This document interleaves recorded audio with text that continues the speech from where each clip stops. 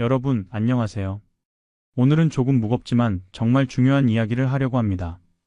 70대에 깨닫는 인생의 잔인한 진실 7가지. 제목부터 좀 무겁죠? 하지만 이건 우리 모두가 언젠가 마주하게 될 이야기입니다. 잠깐 한 분을 소개해 드릴게요. 80세 김 할아버지입니다. 제가 작년에 인터뷰를 했을 때 할아버지께서 이렇게 말씀하셨어요. 젊었을 때는 몰랐어요. 아니, 알았어도 실감하지 못했죠. 하지만 70이 넘고 80이 되니까 이제야 보이더라고요. 인생의 진실이요. 잔인하고 슬프고 받아들이기 힘든 진실들이요. 할아버지의 눈에서 눈물이 흘렀습니다. 왜 이제야 알았을까? 왜 그때는 몰랐을까? 알았더라면 다르게 살았을 텐데.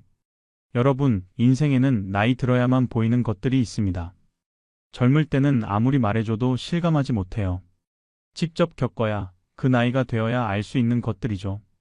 오늘 이 영상은 70대, 80대 어르신들이 말씀하시는 진실을 담았습니다. 그분들이 인생을 살면서 깨달은, 때로는 잔인하고 슬픈 진실들이에요. 하지만 이걸 아는 것과 모르는 것은 큰 차이가 있습니다. 미리 알면 준비할 수 있고 다르게 살 수 있으니까요. 40대, 50대 분들은 지금부터라도 마음에 새기세요. 60대, 70대 분들은 공감하시면서 위로받으시길 바랍니다. 오늘 이야기는 무겁지만 끝까지 들으시면 인생을 대하는 태도가 달라지실 겁니다. 그럼 지금부터 시작하겠습니다. 편안하게 앉으셔서 마음을 열고 함께 해주세요. 첫 번째 진실입니다. 자식들은 생각보다 훨씬 바쁘다는 것. 부모가 되면 자식이 전부인 시절이 있습니다. 20대, 30대에 결혼하고 자식 낳고 그 아이들 키우느라 평생을 바칩니다. 밥 먹이고 재우고 학교 보내고 대학 보내고 그렇게 30년을 자식 중심으로 삽니다. 자식들도 어렸을 때는 엄마 아빠가 전부예요. 엄마 아빠 매일 부르고 따라다니고 떨어지기 싫어하죠. 부모는 생각합니다. 우리 아이들이 이렇게 나를 좋아하는구나. 나중에 커서도 이렇게 가까이 지내겠지. 하지만 아이들은 큽니다. 중학생, 고등학생이 되면서 친구들이 더 중요해집니다. 부모보다 친구랑 시간 보내는 게 더 좋아요. 부모는 조금 섭섭하지만 이해합니다. 사춘기니까 그럴 수 있지. 대학 가고 취직하고 연애하고 결혼합니다. 이제 자식들은 본인 인생이 바빠요. 직장 다니고 배우자 챙기고 애 낳으면 애 키우고 부모님 생각할 시간이 없습니다. 아니, 생각은 하는데 시간이 정말 없어요. 부모는 기다립니다. 오늘은 전화가 올까? 이번 주말에는 올까? 하지만 전화는 잘 안 옵니다. 엄마, 바쁘니까 나중에. 이 말을 얼마나 많이 들으시나요? 부모가 전화하면 자식은 급하게 받습니다. 엄마, 왜? 무슨 일이야? 나 지금 바빠. 5분, 10분도 안 돼서 전화를 끊어요. 부모는 섭섭합니다. 나는 하루 종일 혼자인데 너는 5분도 안 되니? 하지만 자식 입장에서는 정말 바쁩니다. 아침에 일어나서 출근 준비하고 회사 가서 일하고 퇴근하면 저녁 먹이고 애들 숙제 봐주고 설거지하고 빨래하고 정신없이 하루가 지나가요. 주말에도 마찬가지예요. 밀린 집안일하고 애들 학원 데려다주고 장 보고 친구 만나고 부모님 찾아뵐 시간이 없습니다. 명절에 만나면 부모는 기대합니다. 오늘은 오래 있겠지? 한 달 만에, 2달 만에 보는 건데. 하지만 자식들은 점심 먹고 일찍 갑니다. 차가 막히니까, 애들 학원 가야 하니까, 내일 출근해야 하니까. 핑계는 많습니다. 부모는 서운하지만 억지로 잡을 수도 없습니다. 그래, 바쁘겠지. 가거라. 이렇게 말하지만 속으로는 눈물이 납니다. 실제 사례를 들어드릴게요. 박 할머니는 75세이세요. 아들이 하나 있는데 서울에서 직장 다닙니다. 박 할머니는 지방에 혼자 사세요. 예전에는 아들이 한 달에 한 번은 내려왔어요. 하지만 요즘은 3개월에 한 번 올까 말까 합니다. 박 할머니가 전화하면 아들은 항상 바쁩니다. 엄마, 나 지금 회의 중이야. 나중에 전화할게. 하지만 나중에 전화는 안 옵니다. 박 할머니가 다시 전화해야 해요. 아들은 미안해합니다. 엄마, 미안해. 깜빡했어. 요즘 너무 바빠. 박 할머니는 이해한다고 합니다. 하지만 속으로는 정말 서운해요. 나는 너 생각하면서 하루 종일 사는데 너는 나 생각할 시간이 그렇게 없니? 명절에 아들이 내려옵니다. 박 할머니는 일주일 전부터 준비해요. 아들이 좋아하는 음식장 보고 집 청소하고 이것저것 준비합니다. 명절 당일 아들이 며느리, 손주 데리고 옵니다. 박 할머니는 너무 기뻐요. 밥상 가득 차려서 대접합니다. 하지만 점심 먹고 2시간도 안 돼서 아들이 일어납니다. 엄마, 우리 가봐야 해. 차 막히기 전에 가야 해. 박 할머니가 말합니다. 벌써? 좀 쉬다 가지. 아들이 말합니다. 엄마, 내일 출근해야 돼. 애들도 내일 학원 가야 하고. 박 할머니는 잡을 수 없습니다. 그래, 조심해서 가거라. 아들 가족이 떠나고 박 할머니는 텅 빈 집에 혼자 남습니다. 상 가득 남은 음식들. 박 할머니는 혼자 앉아서 그 음식을 봅니다. 눈물이 납니다. 일주일을 준비했는데 2시간 만에 가버렸네. 다음에는 언제 보나? 박 할머니는 말씀하셨어요. 자식들이 이렇게 바쁜 줄 몰랐어요. 어렸을 때는 엄마 엄마 그렇게 부르더니 이제는 나를 귀찮아하는 것 같아요. 내가 전화하면 부담스러워하는 게 느껴져요. 섭섭하지만 어쩔 수 없죠. 자식들도 본인 인생이 있으니까요. 여러분, 이게 현실입니다. 자식들은 정말 바쁩니다. 부모 생각 안 하는 게 아니에요. 하지만 현실적으로 시간이 없어요. 부모는 자식이 전부지만 자식에게 부모는 여러 가지 중 하나입니다. 잔인하지만 이게 진실이에요. 미리 알아야 합니다. 자식한테 기대하지 마세요. 자식은 자식 인생 살게 하고 부모는 부모 인생을 사세요. 외로우면 친구를 만들고 취미를 가지고 독립적으로 사세요. 그게 서로를 위한 길입니다. 2번째 진실로 넘어가겠습니다. 2번째, 건강을 잃으면 정말 모든 것을 잃는다는 것입니다. 젊을 때는 건강이 소중함을 몰라요. 아프지 않고 힘이 넘치고 뭐든 할 수 있으니까요. 밤새워도 괜찮고 술 마셔도 다음날 멀쩡하고. 그래서 건강을 당연하게 여깁니다. 운동? 나중에 해도 돼. 술, 담배? 이 정도는 괜찮아. 과로? 돈 벌려면 어쩔 수 없지. 이렇게 생각하면서 건강을 함부로 대합니다. 하지만 나이가 들면 달라져요. 50대, 60대가 되면서 여기저기 아프기 시작합니다. 70대가 되면 건강한 사람이 드물어요. 고혈압, 당뇨, 관절염, 심장병 이런 거 하나씩은 다 있습니다. 그때 깨달아요. 건강이 얼마나 소중한지. 돈이 아무리 많아도 아프면 소용없습니다. 맛있는 음식도 못 먹고 여행도 못 가고 친구도 못 만나고 그냥 집에서 병원에서 시간을 보내야 해요. 명예가 높아도 아프면 의미 없습니다. 아무도 병상에 누운 사람을 존경하지 않아요. 가족도 친구도 서서히 멀어집니다. 건강을 잃으면 존엄성도 잃습니다. 혼자 화장실도 못 가고 밥도 못 먹고 씻지도 못하면 누군가의 도움이 필요해요. 기저귀 차고 누군가 닦아주고 먹여주고. 그게 얼마나 수치스러운지 아프기 전에는 몰라요. 실제 사례를 들어드릴게요. 최 할아버지는 70세에 뇌졸중이 왔습니다. 갑자기 쓰러져서 병원에 실려갔어요. 다행히 살았지만 왼쪽 몸이 마비됐습니다. 팔도 못 쓰고 다리도 못 쓰고 말도 어눌해졌어요. 최 할아버지는 평생 건강했습니다. 사업도 성공했고 돈도 많이 벌었어요. 골프도 치고 여행도 다니고 친구들도 많았습니다. 하지만 뇌졸중 이후 모든 게 바뀌었어요. 휠체어에 앉아서 생활해야 합니다. 혼자서는 아무것도 못해요. 화장실 가는 것도 도움이 필요하고 밥 먹는 것도 흘리고 옷 입는 것도 힘들어요. 사업은 아들이 이어받았고 친구들은 점점 연락이 끊겼습니다. 병문안 처음에는 왔지만 시간이 지나면서 오지 않아요. 최 할아버지는 하루 종일 집에 있습니다.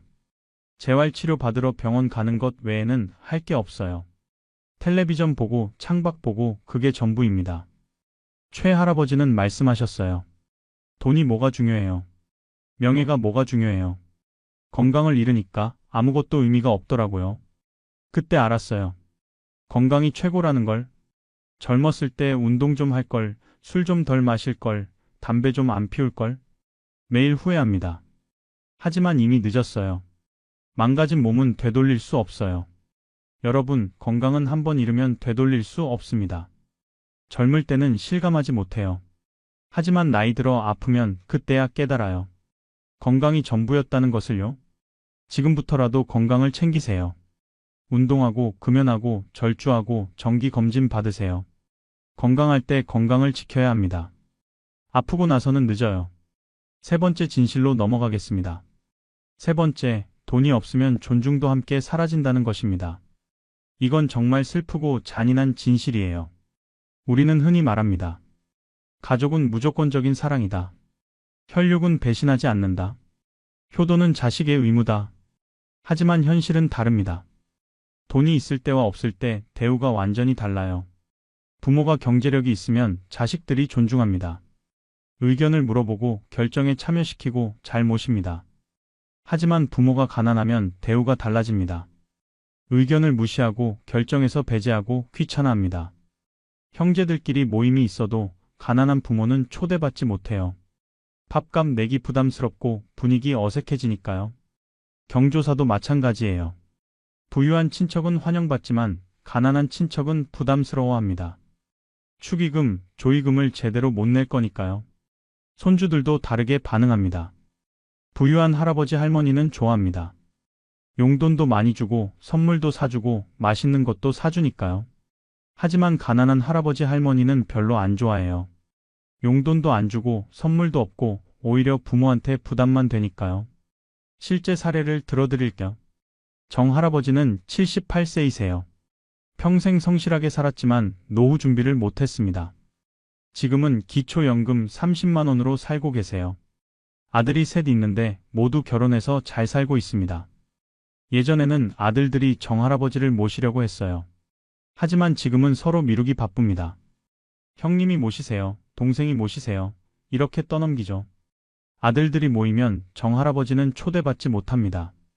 형제들끼리 외식하고 술 마시고 골프 치는데 아버지는 빼요. 왜? 아버지가 가시면 돈을 못 내시니까. 형제들이 아버지 몫까지 내야 하는데 그게 부담스러운 거예요. 명절에도 마찬가지입니다. 예전에는 정 할아버지 집에 모였어요. 하지만 지금은 돌아가면서 모입니다. 정 할아버지 차례가 되면 아들들이 핑계를 댑니다. 아버지 집은 좁아서 올해는 형님 집에서 하죠. 실제로는 정 할아버지가 준비할 돈이 없다는 걸 아니까요. 정 할아버지는 서운합니다. 나도 아들들 밥 한 끼 사주고 싶은데 돈이 없어요. 명절 음식도 제대로 못 차리는 신세가 됐어요. 아들들한테 손 벌리기도 미안하고. 손주들도 할아버지를 별로 안 좋아합니다.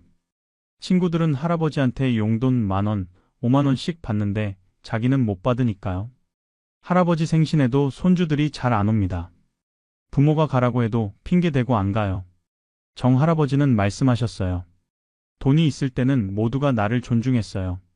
내 의견을 물어보고 잘 모셨죠. 하지만 돈이 떨어지니까 대우가 달라졌어요. 아들들도 손주들도 나를 귀찮아하는 게 느껴져요. 효도는 경제력이더라고요. 슬프지만 이게 현실이에요. 여러분, 이게 잔인한 진실입니다. 돈이 없으면 존중받지 못해요. 가족이라고 해도 마찬가지예요. 물론 모든 가족이 그런 건 아닙니다. 진심으로 부모를 사랑하는 자식들도 많아요.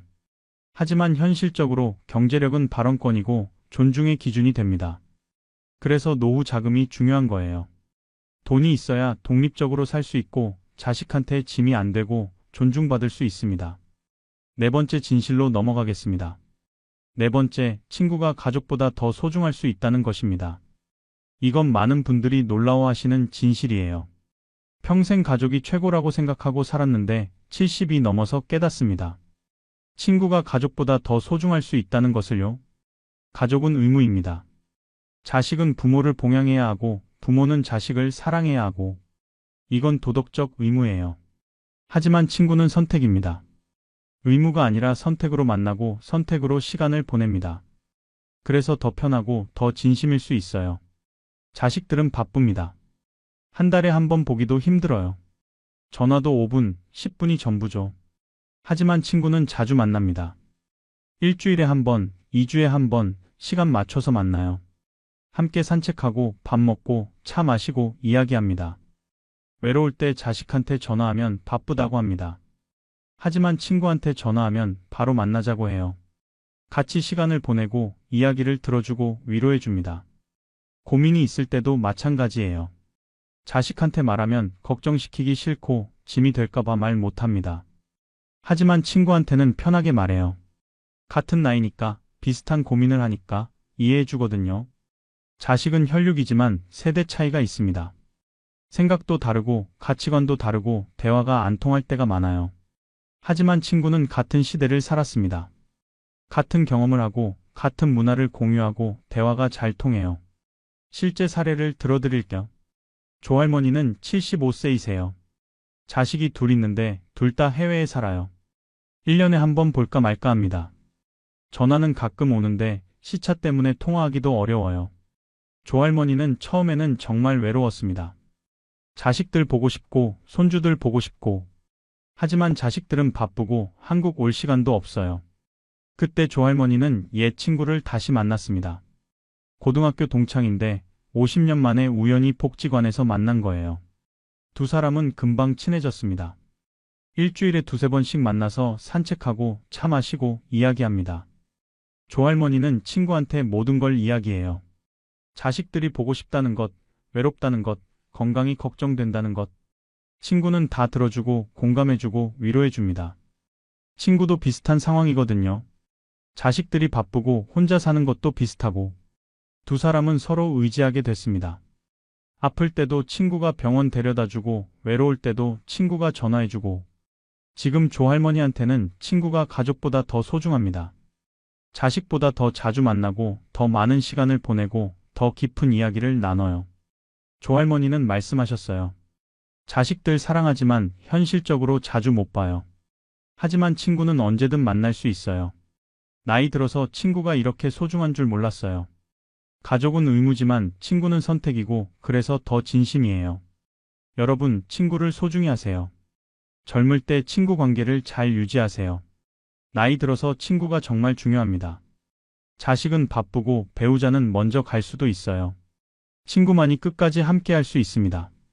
5번째 진실로 넘어가겠습니다. 5번째, 시간은 정말로 무섭도록 빠르다는 것입니다. 젊을 때는 시간이 느립니다. 하루가 길고 일주일이 길고 1년이 정말 깁니다. 그래서 여유가 있어요. 내년에 해도 되지, 내후년에 해도 되지. 이렇게 미룹니다. 하지만 나이가 들수록 시간이 빨라집니다. 과학적으로도 증명된 사실이에요. 뇌가 새로운 경험을 덜하니까 시간이 빨리 가는 것처럼 느껴진대요. 70대가 되면 1년이 정말 빠릅니다. 어제 같은데 벌써 1년 이렇게 느껴져요. 10년이 1년처럼 지나갑니다. 그제 60이었는데 벌써 70, 얼마 전에 70이었는데 벌써 80, 시간이 화살처럼 지나가요. 하고 싶은 게 있으면 지금 해야 합니다. 내년에, 내후년에 이렇게 미루다 보면 인생이 끝나요. 여행 가고 싶으면 지금 가야 합니다. 내년에는 건강이 더 안 좋아질 수 있어요. 취미 배우고 싶으면 지금 배워야 합니다. 10년 후에는 배울 기력이 없을 수 있어요. 친구 만나고 싶으면 지금 만나야 합니다. 몇 년 미루다 보면 친구가 세상을 떠날 수도 있어요. 실제 사례를 들어드릴게요. 이 할아버지는 70세에 은퇴했습니다. 평생 일만 하다가 은퇴하니까 자유였어요. 이제부터는 하고 싶은 걸 다 해야지. 여행도 가고 취미도 배우고 친구도 만나고 계획을 세웠습니다. 하지만 막상 은퇴하니까 몸이 피곤했어요. 1년만 쉬고 내년부터 여행 가자. 이렇게 미뤘습니다. 1년이 지났습니다. 올해는 손주가 태어났어요. 손주 돌보느라 바빴습니다. 여행은 내년에 가자. 또 미뤘습니다. 2년이 지났습니다. 이번에는 무릎이 아프기 시작했어요. 병원 다니느라 바빴습니다. 여행은 무릎 나으면 가자. 또 미뤘습니다. 3년이 지났습니다. 친한 친구가 암 진단을 받았어요. 같이 여행 가기로 했던 친구였습니다. 이 할아버지는 후회했습니다. 왜 그때 갔을까? 왜 미뤘을까? 친구는 6개월 후에 세상을 떠났습니다. 이제 이 할아버지는 혼자 여행 갈 엄두가 안 나요. 같이 갈 친구도 없고 본인 건강도 안 좋아졌고 결국 여행은 못 갔습니다. 이 할아버지는 말씀하셨어요. 왜 그때 바로 갔을까요? 은퇴하고 1년만 미루지 말고 바로 갔어야 했어요. 시간이 이렇게 빠른 줄 몰랐어요. 10년이 순식간에 지나가더라고요. 이제는 여행 갈 기력도 없고 친구도 없어요. 평생 후회로 살 것 같아요. 여러분, 미루지 마세요. 하고 싶은 거 있으면 지금 하세요. 내년은 없을 수도 있어요. 건강은 점점 나빠지고 친구는 떠나고 기회는 사라집니다. 지금이 가장 젊을 때예요. 지금 안 하면 영원히 못해요. 6번째 진실로 넘어가겠습니다. 6번째, 후회는 해도 아무 소용이 없다는 것입니다. 이게 가장 잔인한 진실일지도 몰라요. 인생을 살다 보면 후회가 쌓입니다. 그때 이렇게 할 걸, 그때 저렇게 할 걸. 매일 후회합니다. 자식한테 더 잘할 걸. 화내지 말고 사랑한다고 더 많이 말할 걸. 배우자한테 더 잘할 걸. 싸우지 말고 이해하고 고마워할 걸. 부모님한테 더 효도할 걸. 살아계실 때 더 자주 찾아뵙고 더 잘 모실 걸. 친구한테 더 잘할 걸. 연락 자주 하고 더 자주 만날 걸. 건강 관리할 걸. 운동하고 금연하고 술 덜 마실 걸. 돈을 모을 걸. 낭비하지 말고 저축하고 노후 준비할 걸. 이런 후회들이 매일 머릿속을 맴돕니다. 하지만 후회한다고 달라지는 건 없어요. 과거로 돌아갈 수 없으니까요. 이미 벌어진 일은 바꿀 수 없습니다. 돌아가신 분은 다시 만날 수 없어요. 떠난 친구는 돌아오지 않습니다. 망가진 건강은 회복되지 않습니다. 후회는 그저 마음만 아프게 할 뿐입니다. 실제 사례를 들어드릴게요. 강 할아버지는 80세이세요. 아내가 1년 전에 돌아가셨어요. 강 할아버지는 평생 아내한테 잘 못했습니다. 바쁘다는 핑계로 집안일은 아내한테 맡기고 본인은 일만 했어요. 주말에도 골프 치러 가고 친구들이랑 술 마시고 아내는 혼자 집안일하고 애들 키우고 힘들게 살았습니다. 강 할아버지는 그때는 몰랐어요. 아내가 얼마나 힘든지 얼마나 외로운지 은퇴하고 나서야 조금씩 알게 됐습니다. 아내와 함께 있는 시간이 많아지니까 아내가 보였어요. 평생 고생만 하고 자기를 위해서는 아무것도 안 한 아내. 강 할아버지는 미안했습니다. 이제부터라도 잘해야지. 여행도 가고 맛있는 것도 사주고 사랑한다고 말해야지. 하지만 그때는 아내가 이미 아팠어요. 암이었습니다. 1년을 투병하다가 돌아가셨어요. 강 할아버지는 매일 후회합니다.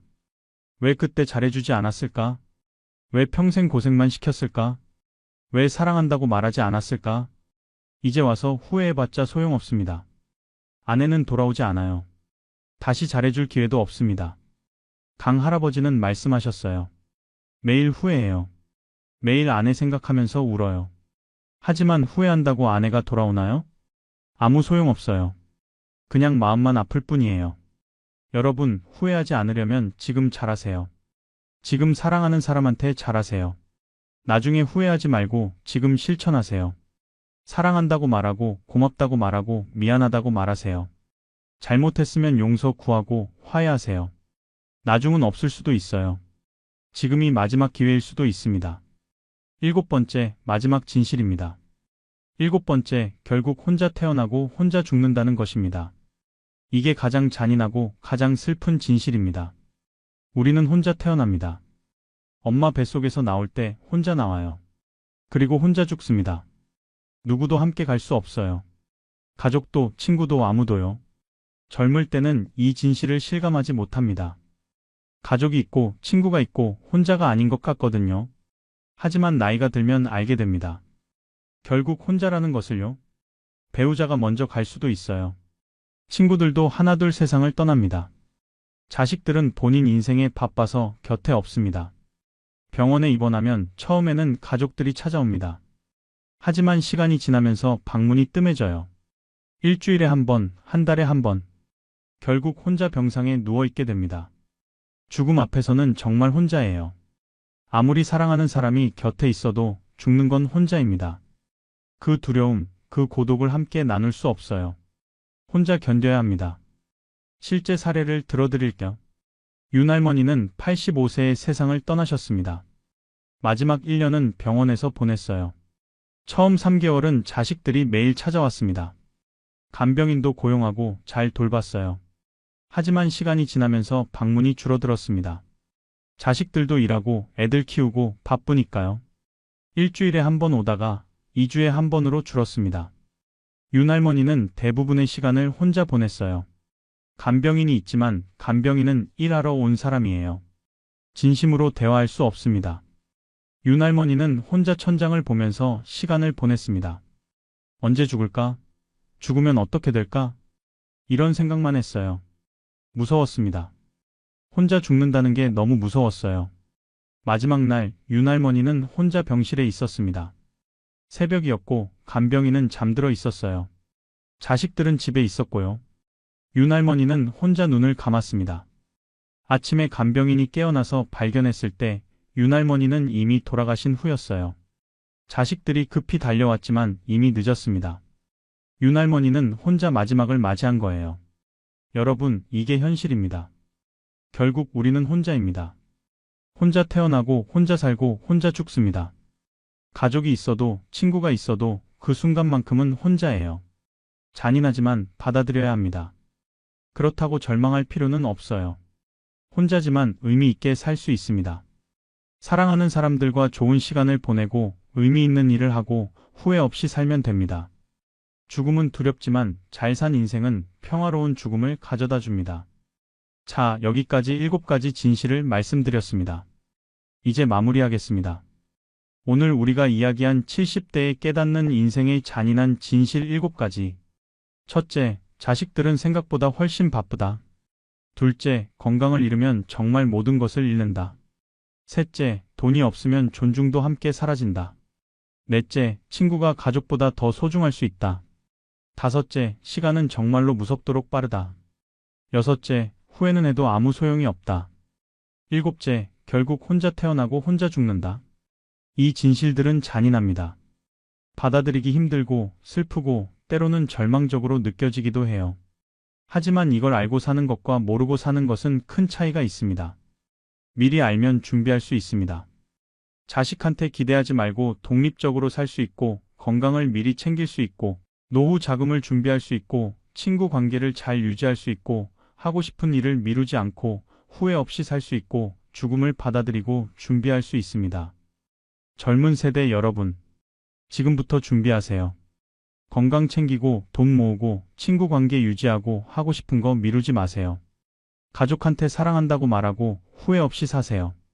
70대, 80대 어르신 여러분, 이미 늦었다고 생각하지 마세요. 지금이라도 바꿀 수 있습니다. 자식한테 기대하지 말고 친구를 만들고 건강 관리하고 하고 싶은 거 지금 하세요. 후회를 내려놓고 남은 시간을 의미 있게 보내세요. 인생은 짧습니다. 하지만 의미 있게 살 수 있습니다. 잔인한 진실을 받아들이되 절망하지 마세요. 그 안에서도 아름다움을 찾고 의미를 만들고 행복할 수 있습니다. 오늘 이 무거운 이야기 끝까지 들어주셔서 감사합니다. 여러분 모두 후회 없는 인생, 의미 있는 노년 보내시길 바랍니다. 다음에 또 유익한 이야기로 찾아뵙겠습니다. 건강하시고 행복하세요. 감사합니다. 여러분, 안녕하세요. 오늘 제가 전해드릴 이야기는 정말 충격적입니다. 동시에 우리 모두가 꼭 알아야 할 이야기이기도 합니다. 제목부터 무섭죠? 자식에게 집 줬다가 쫓겨났습니다. 이게 정말 일어날 수 있는 일일까요? 네, 일어납니다. 지금 이 순간에도 전국 곳곳에서 일어나고 있는 일입니다. 잠깐 한 장면을 상상해 보세요. 75세 할머니 한 분이 계십니다. 평생 살던 아파트에서 30년을 살았던 그 집에서요. 아들이 방에 들어옵니다. 엄마, 짐 싸세요. 할머니가 놀라서 물어봅니다. 왜? 무슨 일인데? 아들이 차갑게 말합니다. 여기 이제 엄마 집 아니잖아요. 우리 집이잖아요. 엄마는 방 하나 쓰시면 되는데 며느리가 싫대요. 요양원 알아봤으니까 거기 가세요. 할머니는 그 자리에서 주저앉았습니다. 이 집은 제가 30년을 산 집인데, 제가 너한테 준 집인데, 왜 나를 쫓아내니? 하지만 법적으로 이 집은 이미 아들 것입니다. 할머니가 3년 전에 증여했거든요. 아들은 합법적으로 집 주인이고 할머니를 내보낼 권리가 있습니다. 여러분, 이게 말이 됩니까? 하지만 이게 현실입니다. 오늘 이 영상에서는 실제로 일어난 5가지 사례를 말씀드리겠습니다. 모두 실화입니다. 이름과 지역만 바꿨을 뿐 모든 내용이 실제로 일어난 일이에요. 가슴 아프고 화가 나고 억울한 이야기입니다. 하지만 반드시 들어야 합니다. 같은 실수를 반복하지 않기 위해서요. 특히 60대, 70대 부모님들, 지금 자식에게 집을 줄까 고민하고 계신다면 이 영상을 끝까지 보세요. 그리고 자식분들도 보세요. 부모님이 이런 결정을 하시려고 한다면 꼭 말려주세요. 자, 그럼 시작하겠습니다. 편안하게 앉으셔서 끝까지 함께 해주세요. 먼저, 왜 부모들은 살아생전 집을 자식에게 줄까요? 이 질문부터 시작해 보겠습니다. 많은 부모님들이 생전 증여를 고민하십니다. 그 이유가 뭘까요? 첫째, 상속세를 절약하려는 마음입니다. 우리나라 상속세가 높습니다. 특히 집값이 많이 오른 경우 상속세가 몇 천만 원, 몇억 원씩 나올 수 있어요. 그래서 살아생전에 미리 증여하면 세금을 줄일 수 있다고 생각합니다. 증여세가 상속세보다 낮은 경우도 있고 10년마다 공제 한도가 리셋되니까요. 하지만 이건 세무사와 상담해서 정확히 계산해 봐야 합니다.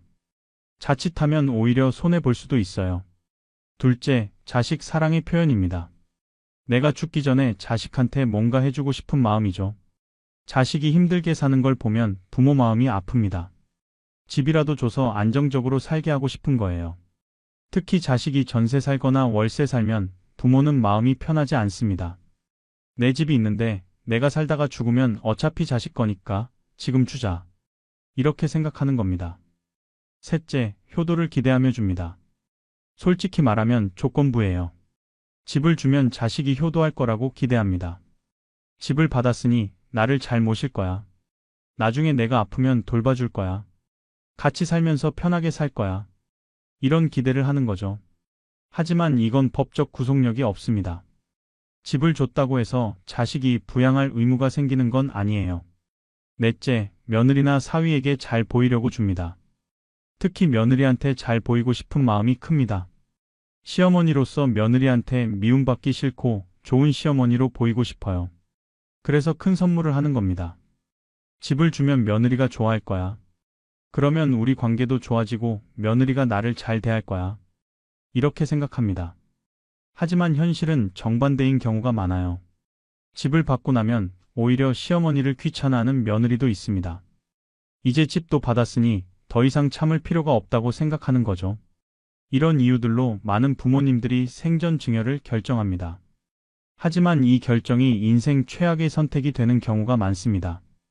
왜 그럴까요? 지금부터 실제 사례를 들어드리겠습니다. 첫 번째 사례입니다.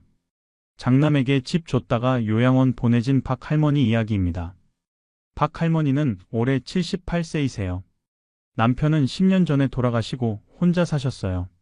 서울 강남에 아파트가 있었습니다. 50평대 아파트인데 시세가 20억 원 정도 됐어요. 남편이 젊었을 때 산 집인데 집값이 많이 올랐습니다. 박 할머니는 아들이 둘 있으세요. 장남은 결혼해서 전세로 살고 있었고 차남은 미혼이었어요. 5년 전 장남이 박 할머니한테 제안했습니다. 엄마, 저희 전세금 올려달래요. 집 사려면 돈이 더 필요한데 대출도 안 나오고요. 엄마 혼자 그 큰 집에서 뭐 하세요? 저희한테 주시면 안 될까요? 어차피 나중에 제 거잖아요. 지금 주시면 증여세도 덜 내고요. 저희가 엄마 모실게요. 같이 살아요. 박 할머니는 고민했습니다. 차남한테도 뭔가 줘야 하는데 장남한테만 주면 형제 사이가 나빠질까 봐요. 하지만 장남이 계속 설득했습니다. 동생은 제가 챙길게요. 동생 결혼할 때 제가 도와줄게요. 엄마, 저희가 효도할게요. 같이 살면서 모실게요. 박 할머니는 결국 집을 증여했습니다. 증여세가 4억 원 정도 나왔는데 박 할머니가 저축한 돈으로 냈어요. 등기를 장남 앞으로 옮겼습니다. 처음 1년은 괜찮았습니다. 장남 부부가 이사와서 함께 살았어요. 며느리도 친절했고 박 할머니도 행복했습니다. 하지만 2년째부터 분위기가 바뀌기 시작했습니다. 며느리의 태도가 달라진 거예요. 박 할머니가 거실에서 텔레비전을 보면 며느리가 불편한 표정을 짓습니다. 어머니, 텔레비전 소리 좀 줄여주세요. 아이가 공부해요. 박 할머니가 부엌에서 요리하려고 하면 며느리가 막습니다. 어머니, 부엌은 제가 쓸게요. 어머니는 쉬세요. 박 할머니가 친구를 집에 초대하려고 하면 며느리가 싫어합니다. 어머니, 손님 오시면 집이 어수선해져요. 밖에서 만나세요. 점점 박 할머니는 집에서 눈치 보게 됐습니다. 자기 집인데, 아니 자기 집이었는데 이제는 남의 집 같았어요. 3년째 되던 해 며느리가 아들한테 말했습니다. 당신 어머니 모시는 거 힘들어요. 제 친정 엄마도 혼자 사시는데 모시고 싶어요. 근데 어머니가 계시면 친정 엄마 못 모시잖아요. 어머니 요양원 알아봐요. 요양원이 더 편하실 거예요. 또래 친구들도 있고. 아들은 망설였습니다. 하지만 며느리는 계속 압박했어요. 나는 시어머니 모시느라 10년을 참았어요. 이제 내 엄마 모실 차례예요. 당신이 선택하세요. 나 아니면 어머니. 아들은 결국 어머니를 선택하지 못했습니다. 박 할머니한테 조심스럽게 말했습니다. 엄마, 요양원 한번 알아볼까요? 거기 가시면 친구들도 많고 프로그램도 많대요. 집에서는 심심하시잖아요. 박 할머니는 청천벽력 같았습니다. 내가 너한테 2억짜리 집을 줬는데 나를 요양원에 보내겠다고? 울면서 항변했습니다. 나는 여기서 살고 싶어. 이게 내 집이야. 하지만 아들은 단호했습니다. 엄마, 법적으로는 이제 제 집이에요. 엄마가 주신 거잖아요. 며느리가 싫다는데 제가 어떡해요. 박 할머니는 차남한테 전화했습니다. 하지만 차남도 도와주지 못했어요. 엄마, 형한테 집을 주신 건 엄마 결정이잖아요. 저는 월세 살아요. 모실 형편이 안 돼요. 결국 박 할머니는 요양원에 갔습니다. 한 달에 200만 원 하는 요양원이에요. 국민연금으로 충당이 안 돼서 저축한 돈을 쓰고 있습니다. 20억짜리 집 주인이었던 박 할머니는 지금 6평짜리 요양원 방에서 살고 계세요. 제가 작년에 인터뷰를 했습니다. 박 할머니는 눈물을 흘리며 말씀하셨어요. 내가 왜 그랬을까? 집을 왜 줬을까? 아들을 믿었는데, 며느리를 믿었는데, 이렇게 배신당할 줄 몰랐어요. 2억짜리 집 주고 요양원비 내면서 살고 있어요. 내가 바보였어요. 여러분, 이게 남의 이야기 같으신가요? 실제로 일어난 일입니다. 법적으로 박 할머니는 아무것도 할 수 없어요. 집은 이미 아들 명이니까 아들이 어머니를 집에서 내보내도 불법이 아닙니다. 부양 의무는 도덕적 의무일 뿐 법적 의무가 아니에요. 두 번째 사례로 넘어가겠습니다. 딸에게 집 줬다가 사위한테 쫓겨난 김 할아버지 이야기입니다. 김 할아버지는 75세이세요. 아내는 5년 전에 암으로 돌아가셨어요. 외동딸이 하나 있습니다. 김 할아버지는 딸을 정말 사랑했어요. 딸이 결혼할 때도 아파트를 사줬고 결혼 비용도 다 대주셨습니다. 김 할아버지는 인천의 30평 아파트에서 혼자 살고 계셨어요. 시세가 7억 원 정도 되는 집이었습니다. 6년 전 딸이 아버지한테 제안했습니다. 아빠, 우리 집으로 오세요. 혼자 사시면 외로우시잖아요. 같이 살아요. 근데 아빠, 집을 제 명의로 해주시면 안 될까요? 나중에 어차피 제 거잖아요. 지금 해주시면 증여세도 적게 나와요. 김 할아버지는 외동딸을 믿었습니다. 딸은 효녀였거든요. 어렸을 때부터 착하고 아버지를 잘 챙겼어요. 김 할아버지는 집을 딸 명의로 증여했습니다. 증여세는 딸 부부가 냈어요. 등기를 딸 앞으로 옮기고 김 할아버지는 딸 집으로 이사했습니다. 처음에는 행복했어요. 딸이 잘 챙겨주고 사위도 친절했습니다.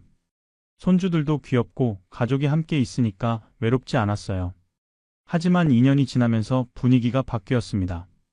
사위와의 갈등이 시작된 거예요.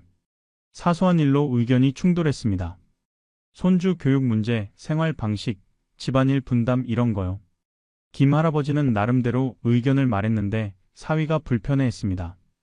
어느 날 사위가 딸한테 말했습니다. 장인 어른이 너무 간섭하셔. 우리 일에 왜 자꾸 의견을 내세요? 딸이 아버지한테 조심스럽게 말했습니다. 아빠, 우리 일은 우리가 알아서 할게요. 김 할아버지는 섭섭했지만 참았습니다. 그런데 갈등은 점점 커졌어요. 사위가 김 할아버지를 노골적으로 무시하기 시작했습니다. 인사도 안 하고 대화도 안 하고 밥도 따로 먹고. 김 할아버지는 집에서 눈치 보며 지냈습니다. 3년째 되던 해 사위가 폭발했습니다. 장인 어른, 솔직히 말씀드릴까요? 우리 집에서 계속 사시는 거 불편해요. 다른 데 가서 사시면 안 될까요? 김 할아버지가 황당해서 물었습니다. 여기 내 집인데? 내가 딸한테 준 집인데? 사위가 차갑게 말했습니다. 법적으로는 우리 집인데요? 장인 어른이 주신 거잖아요. 이제 우리 집이에요. 김할아버지는 딸을 봤습니다. 딸이 뭐라도 말해주길 기대했어요. 하지만 딸은 고개를 숙이고 아무 말도 하지 않았습니다.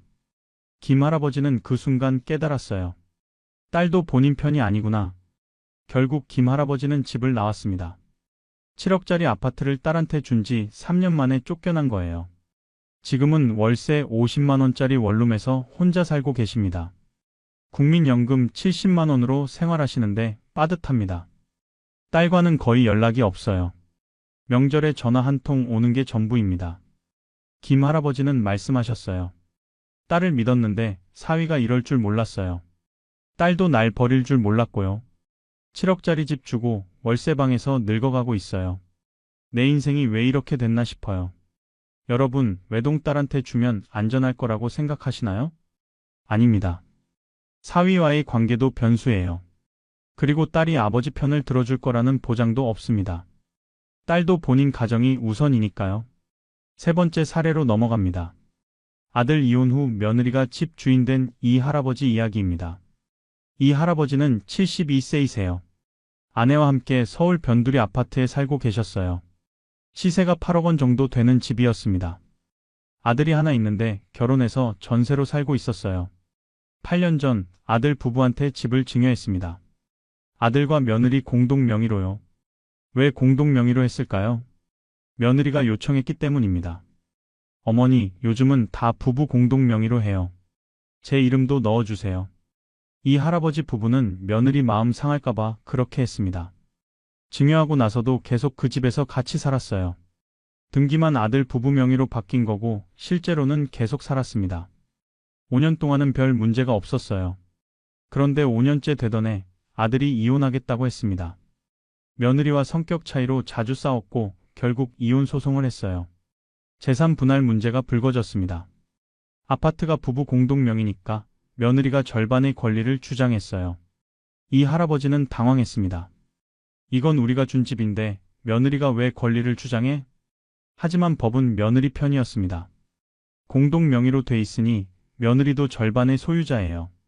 이혼 시 재산 분할에서 며느리가 절반을 가져갈 권리가 있습니다. 결국 법원 판결이 났습니다. 아파트를 팔아서 반씩 나누라는 판결이었어요. 며느리는 집을 팔자고 했습니다. 팔아서 4억씩 나누자고요. 아들은 거부했습니다. 부모님이 사시는 집인데 어떻게 팔아요? 하지만 며느리는 법적 권리를 행사했습니다. 공동 소유자니까 매각을 요구할 권리가 있어요. 결국 집이 경매로 넘어갈 위기에 처했습니다. 이 할아버지 부부는 집을 지키려고 친척들한테 돈을 빌렸어요. 4억 원을 빌려서 며느리 지분을 사들였습니다. 72세에 4억 원 빚을 진 겁니다. 그 빚을 갚으려고 지금도 이 할아버지는 일을 하고 계세요. 경비 일을 하시는데 한 달에 150만 원 받으십니다. 아내도 식당에서 설거지 일을 하세요. 두 분 다 70 넘으셨는데 빚 갚으려고 일하시는 거예요. 이 할아버지는 말씀하셨어요. 며느리 명의도 넣어준 게 실수였어요. 아들이 이혼할 줄은 꿈에도 몰랐죠. 8억짜리 집 줬는데 지금 4억 빚더미에 앉았어요. 언제 이 빚을 다 갚을지 모르겠어요. 여러분, 요즘 이혼율이 높습니다. 결혼한 부부의 35%가 이혼해요. 특히 결혼 초기에 이혼율이 높습니다. 공동 명의로 증여하면 이혼 시 전 배우자가 절반을 가져갑니다. 정말 위험한 선택이에요. 네 번째 사례로 넘어갑니다. 재혼한 아들, 새며느리가 시부모 내쫓은 조할머니 이야기입니다. 조할머니는 78세이세요. 남편과 함께 부산의 아파트에서 살고 계셨어요. 아들이 하나 있는데 10년 전에 이혼했습니다. 아들은 6년 전에 재혼했어요. 새며느리는 초혼이었습니다. 재혼한 아들 부부한테 조할머니가 집을 증여했습니다. 아들이 새 출발하는데 도와주고 싶었거든요. 재혼한 아들이 행복했으면 좋겠다는 마음이었어요. 새며느리도 처음에는 친절했습니다. 어머니, 제가 잘 모실게요. 조할머니 부부는 안심했어요. 하지만 1년이 지나면서 새며느리의 태도가 달라졌습니다. 시부모한테 불만이 많았어요. 남편한테 말했습니다. 당신 부모님, 왜 우리가 모셔야 해요? 제 친정 부모도 아니고 당신 부모잖아요. 저는 초혼인데 시부모까지 모시는 건 너무해요. 아들이 당황했습니다. 하지만 부모님이 우리한테 집을 주셨잖아. 새며느리가 차갑게 말했습니다. 그건 당신 부모가 알아서 준 거지 제가 달라고 한 거 아니에요. 집 받았으니까 모셔야 한다는 법 있어요? 며느리는 계속 압박했습니다. 결국 아들이 부모한테 말했습니다. 엄마 아빠 미안해요. 와이프가 힘들어해요. 다른 데 가서 사시면 안 될까요? 조할머니 부부는 망연자실했습니다. 우리가 집을 줬는데 나가라고? 재혼한 아들 도와주려고 준 건데? 하지만 아들은 새 아내 편을 들었어요. 엄마, 저도 재혼인데 이번엔 잘 살고 싶어요. 와이프 마음 상하면 또 이혼할 수도 있어요. 부모님 이해해 주세요. 조할머니 부부는 형제들한테 연락했습니다. 하지만 아무도 모셔주지 않았어요. 다들 본인 형편이 어렵다고 했습니다. 결국 조할머니 부부는 임대 아파트를 신청했습니다. 8개월을 기다려서 겨우 들어갔어요. 15평짜리 임대 아파트입니다. 조할머니는 말씀하셨어요. 재혼한 아들 도와주려고 집을 줬는데 이런 결과가 올 줄 몰랐어요. 새며느리가 이럴 줄 몰랐고 아들이 날 버릴 줄 몰랐어요. 8억짜리 집 주고 임대 아파트에서 살고 있어요. 참 서럽습니다. 여러분, 재혼 가정은 더 복잡합니다. 새 배우자는 시부모와의 관계가 없어요. 의무감도 없고 정도 없습니다. 재혼한 자식에게 집을 주는 건 정말 위험해요. 5번째, 마지막 사례입니다. 가장 충격적인 이야기예요. 자식이 집 담보 대출받고 잠적해버린 강 할머니 이야기입니다. 강 할머니는 75세이세요. 혼자 사시는데 인천에 작은 빌라를 갖고 계셨어요. 시세가 2억 5천만 원 정도 되는 집이었습니다. 아들이 하나 있는데 사업을 하고 있었어요. 4년 전 아들이 어머니한테 부탁했습니다. 엄마, 사업 자금이 필요해요. 집을 제 명의로 해주시면 그걸로 대출받아서 사업할게요. 강 할머니는 걱정됐습니다. 하지만 아들이 계속 설득했어요. 엄마, 제 사업 잘 되면 엄마도 편하게 모실게요. 어차피 나중에 제 집이잖아요. 지금 명의만 바꾸는 거예요. 엄마는 계속 여기 사세요. 강 할머니는 믿었습니다. 명의만 바꾸는 거니까 자기는 계속 살 수 있다고 생각했어요. 집을 아들 명의로 증여했습니다. 증여세는 강 할머니가 저축한 돈으로 냈어요. 등기가 아들 명의로 바뀌었습니다. 그 후 6개월 동안은 아무 일도 없었어요. 강 할머니는 계속 그 집에서 살았고 아들도 가끔 찾아왔습니다. 그런데 7개월째 되던 어느 날 은행에서 전화가 왔습니다. 대출금 연체됐는데요. 빨리 갚으셔야 해요. 강 할머니는 무슨 소린지 몰랐어요. 나는 대출 받은 적 없는데요? 은행 직원이 설명했습니다. 댁집 주소로 돼 있는 이 집이요. 1억 원 대출이 있어요. 석 달째 연체 중이에요. 강 할머니는 깜짝 놀랐습니다. 아들한테 전화했는데 안 받았어요. 며칠 동안 계속 전화했지만 전화기가 꺼져 있었습니다. 은행에서 다시 전화가 왔습니다. 대출금 안 갚으시면 경매 넘어갑니다. 강 할머니는 패닉 상태가 됐어요. 아들 직장에 찾아갔는데 아들은 회사도 그만뒀대요. 집에 찾아갔는데 이사를 갔더라고요. 아들이 잠적한 겁니다. 강 할머니가 알아보니 아들이 집을 담보로 1억 원을 대출받았어요. 그 돈으로 사업을 했는데 실패했습니다. 빚이 더 늘어나자 아들은 도망간 겁니다. 강 할머니한테 문자 하나만 보냈어요. 엄마, 죄송해요. 제가 너무 잘못했어요. 연락하지 마세요. 저도 살아야 해요. 강 할머니는 그 자리에서 쓰러졌습니다. 집이 경매로 넘어갈 위기에 처했어요. 강 할머니는 돈이 없었습니다. 1억 원을 갚을 방법이 없었어요. 친척들한테 도움을 청했지만 아무도 도와주지 않았습니다. 결국 집이 경매로 나갔습니다. 강 할머니는 집에서 쫓겨났어요. 75세 나이에 갈 곳이 없었습니다. 다행히 복지관에서 도와줘서 임대주택에 들어갈 수 있었어요. 강 할머니는 지금도 아들을 찾고 있습니다. 하지만 아들은 연락이 안 됩니다. 강 할머니는 말씀하셨어요. 아들을 믿었는데 이렇게 배신당할 줄 몰랐어요. 명의만 바꾼다고 했는데 몰래 대출을 받을 줄 몰랐어요. 2억 5천짜리 집을 잃고 지금 임대주택에 살아요. 아들은 도망가고 나는 노숙자 될 뻔했어요. 내 인생이 이렇게 끝날 줄 몰랐어요. 여러분, 이 5가지 사례를 들으셨습니다. 모두 실제로 일어난 일이에요. 지어낸 이야기가 아닙니다. 어떤 생각이 드시나요? 화가 나시나요? 억울하시나요? 그런데 더 억울한 건 법이 이 부모님들을 보호하지 못한다는 겁니다. 왜 그럴까요? 지금부터 법적인 부분을 설명해 드리겠습니다. 왜 법은 부모를 보호하지 못할까? 증여라는 건 법적으로 소유권을 완전히 이전하는 겁니다. 등기를 자식 명의로 바꾸는 순간 그 집은 법적으로 자식 것이에요. 부모는 아무 권리도 없습니다. 거주권도 없고 사용권도 없습니다. 자식이 나가라고 하면 나가야 해요. 법적으로 불법이 아닙니다. 부양 의무는 어떨까요? 우리나라 민법에 부양 의무 조항이 있습니다. 자식은 부모를 부양할 의무가 있다고 돼 있어요. 하지만 이건 도덕적 의무일 뿐 강제할 수 없습니다.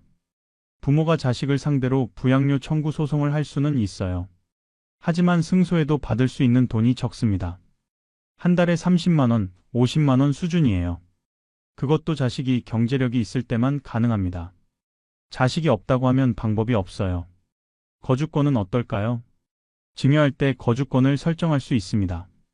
부모가 평생 살 수 있는 권리를 등기부에 명시하는 거예요. 하지만 대부분의 부모님들이 이걸 모릅니다. 자식이 알려주지도 않고요. 그냥 증여만 하고 거주권 설정은 안 합니다. 그러면 법적으로 보호받을 수 없어요. 증여 취소는 가능할까요?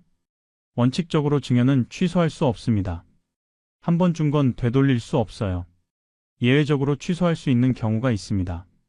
수증자, 그러니까 받은 사람이 증여자를 학대하거나 중대한 잘못을 저지른 경우예요. 하지만 이것도 증명하기 어렵습니다. 단순히 부모를 요양원에 보낸 것만으로는 취소 사유가 안 돼요. 폭행이나 학대가 있어야 하는데 그걸 증명하기가 쉽지 않습니다. 실제 판례를 보면 어떨까요? 비슷한 소송이 많이 있었어요. 대부분 부모가 패소했습니다. 증여는 유효하고 자식이 부모를 집에서 내보내도 불법이 아니라는 판결이에요. 일부 승소한 경우도 있지만 극히 예외적입니다. 자식이 부모를 폭행했다거나 재산을 탈취하려고 협박했다거나 이런 극단적인 경우만 인정됩니다. 변호사한테 물어봤습니다. 이런 경우 부모가 법적으로 보호받을 방법이 있나요? 변호사가 말했습니다. 거의 없습니다. 증여한 순간 부모는 법적 권리를 잃어버립니다. 자식을 믿고 준 건데 배신당하면 방법이 없어요. 그래서 증여는 정말 신중해야 합니다. 안 하는 게 최선이고 꼭 해야 한다면 법적 안전장치를 만들어야 합니다. 그럼 증여와 상속은 뭐가 다를까요? 이제 설명해 드리겠습니다. 증여는 살아생전에 재산을 주는 겁니다. 등기를 바꾸는 순간 소유권이 완전히 이전돼요. 되돌릴 수 없습니다. 상속은 사망 후에 재산이 이전되는 겁니다. 부모가 살아있는 동안은 부모 것이에요. 부모가 집에서 살고 마음대로 쓸 수 있습니다. 자식이 함부로 할 수 없어요. 세금은 어떻게 다를까요? 증여세와 상속세가 있습니다. 증여세는 10년 동안 5천만 원까지 공제됩니다. 배우자는 6억 원까지 공제되고요. 초과하는 금액에 대해 10%에서 50% 세율이 적용됩니다. 상속세는 공제 금액이 더 큽니다. 기본 공제 2억 원, 배우자 공제 5억 원 이런 식이에요. 총 공제 금액이 10억 원 넘게 될 수도 있습니다. 그래서 많은 경우 상속세가 증여세보다 적게 나옵니다. 물론 재산이 아주 많으면 증여가 유리할 수도 있어요. 하지만 일반 가정은 상속이 더 유리한 경우가 많습니다. 세무사와 상담해서 정확히 계산해 봐야 해요. 유류분 제도도 있습니다. 상속 시에는 자식들이 최소한의 몫을 받을 권리가 있어요. 한 자식한테만 다 주면 다른 자식들이 유류분 청구를 할 수 있습니다. 하지만 증여는 유류분 제도가 제한적으로만 적용돼요. 정리하면 상속이 증여보다 안전합니다. 부모가 살아있는 동안 권리를 지킬 수 있고 세금도 대부분 더 적게 나와요. 그럼 꼭 증여를 해야 한다면 어떻게 해야 할까요? 현명한 재산 이전 방법을 알려드리겠습니다. 7가지 방법이 있습니다. 첫째, 유언장을 작성하세요. 증여 대신 유언장으로 상속을 지정하는 겁니다. 부모가 살아있는 동안은 부모 것이고 사망 후에 자식에게 가는 거예요. 유언장은 공증을 받아야 효력이 있습니다. 공증인 사무실에 가서 작성하세요. 둘째, 신탁제도를 활용하세요. 집을 신탁회사에 맡기고 부모가 평생 사용권을 갖는 겁니다. 사망 후에 자식에게 이전되도록 설정할 수 있어요. 신탁은 법적으로 보호받습니다. 셋째, 부담부 증여를 하세요. 집을 주되 조건을 붙이는 겁니다. 부모를 평생 부양한다는 조건으로 증여하는 거예요. 계약서에 명시하고 공증을 받으세요. 조건을 안 지키면 증여를 취소할 수 있습니다. 넷째, 사용대차 계약을 하세요.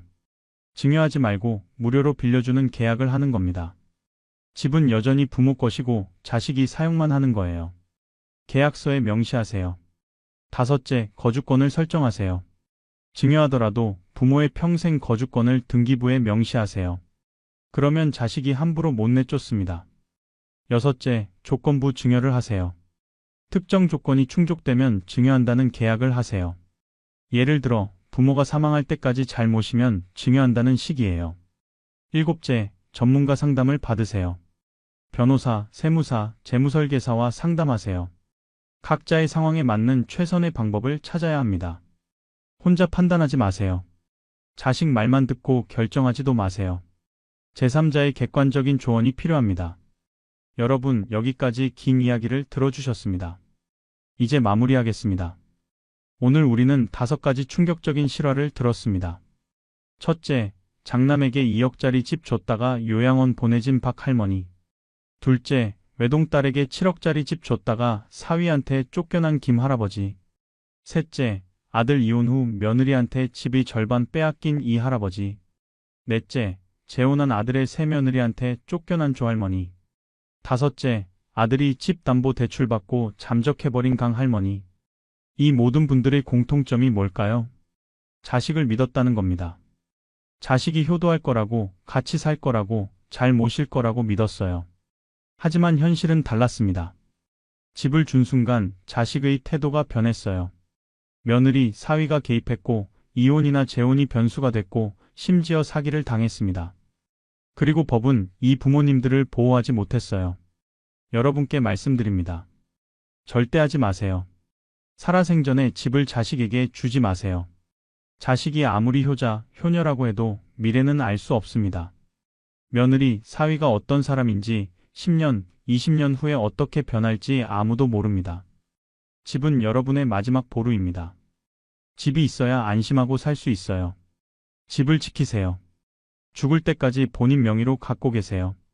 자식에게 주고 싶으면 유언장으로 상속하세요. 꼭 증여해야 한다면 법적 안전장치를 만드세요. 거주권 설정, 부담부 증여, 신탁 이런 방법을 쓰세요. 전문가와 상담하세요. 자식 말만 듣지 마시고 변호사, 세무사 의견을 들으세요.